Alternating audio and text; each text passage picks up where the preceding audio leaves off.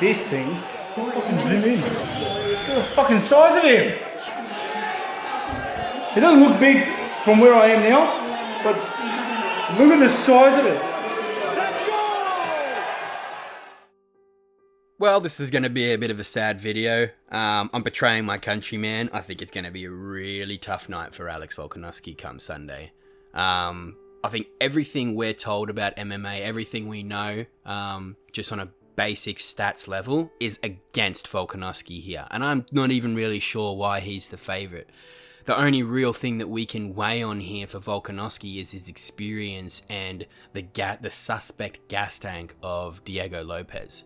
I think we've got 4 major issues going against Volkanovski here. 3 of them are definitely statistical and can't really be denied. The 4th one is more of an observation of mine, which could be a fucking reach, but we'll get into that.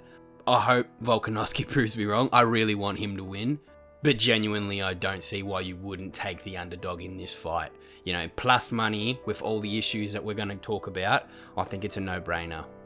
So, the first issue, obvious one, people have talked about it a bit, Volkanovski's talked about it a bit, but his age, you know. No fighter ever at featherweight has won a championship belt at 35 or above, right? Now, you can go as far to say that middleweight and below, out of 32 title fights with a fighter aged 35 and above, only twice have they won, and that was Tyrone Woodley and Bilal.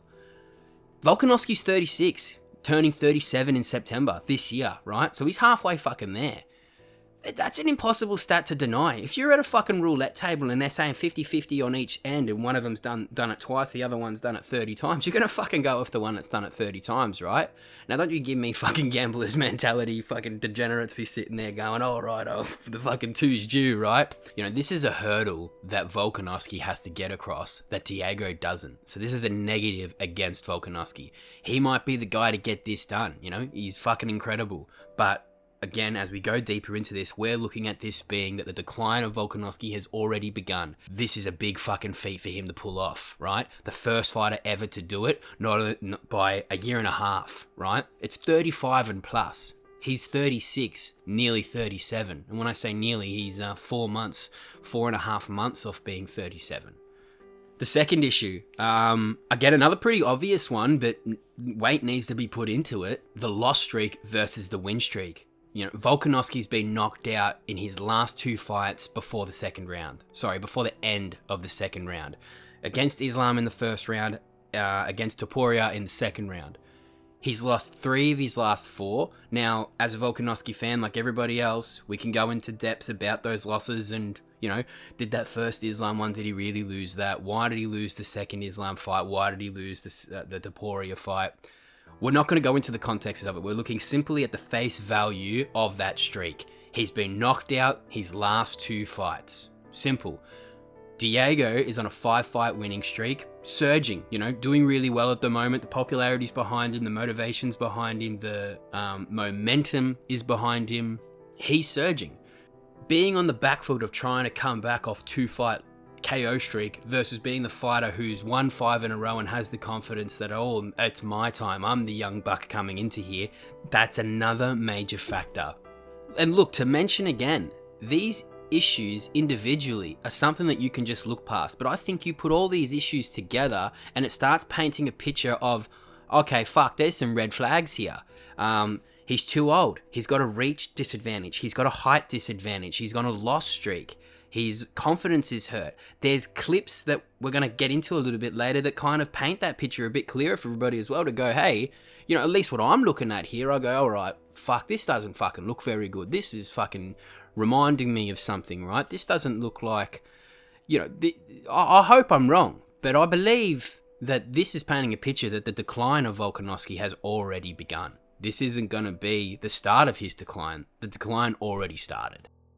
The third issue. Height and reach. Now, we all know the stats on UFC.com and fucking wherever else is all bullshit, but we'll just take them for the face value of them and we'll go into it a little bit because Alex spoke directly about it very recently. We've got Alex at 5'6", Diego at 5'11", right? Now, start of this video, you can see massive fucking size difference, but admittedly, sure, Alex has fought guys that are generally bigger than him. Max was 5'11" on paper. Yair was 5'11" on paper. Islam I'm not going to get too much into because that was lightweight, so I kind of want to put that one to the side a little bit. But in this division, Alex has still fought guys that are quite large. I think there's a pretty big difference, though, looking at Diego's face-offs with Volkanovski here and the Max Holloway face-off and the Yair face-off. Diego looks much more imposing, much bigger, just solidly bigger. When that face-off happened, I was like, fuck me dead. Look at the size of that cunt. You know what I mean? I think we need to definitely put weight into that height advantage from Diego, just because I believe that Diego is massive for that weight class. Now, the reach disadvantage. It's not big on paper. It's only an inch and a half. But have a look at this clip. Because on record, it says 72-inch reach. It's a lie. I don't have that. So it's funny. Like I don't know if I used to, maybe when I first started, but now I can't even straighten my arms. I don't know if you could see that. Yeah, that's as far as they, you know what I mean? Like it's I can't even straighten them. It's like I'm doing a Y. Yeah. Now look into that as you will, but I look at that and I go, okay, hold on. Did you beat Max Holloway with your arms cooked like that? Have your arms always been cooked like that? What's your reach always been? Has it always been that short? Is it getting worse? Is this just information for us to lead more into that idea that Volk's age is a major factor here? Because that looks quite significant that you can't extend your arms fully at that position, right? This is a fucking high-level athlete. Now, that's just wear on his body, right? But that's, again, does that lean more into the idea that the age is catching up to him, or that his body is starting to be a little bit weathered? It happens to fucking everybody. There's a reason you can't be fucking champion forever. Eventually, you do decline. I think there's something to look at in that clip. Again, individually, this issue isn't a major problem, but putting it together with everything else, you can start to see it's painting a bit of a fucking negative picture. And the fourth issue here, look, this is definitely an observation over it being a statistical thing. It's a theory. I wouldn't even necessarily call it a theory, but I think there's a pattern, at least, that needs to be recognized.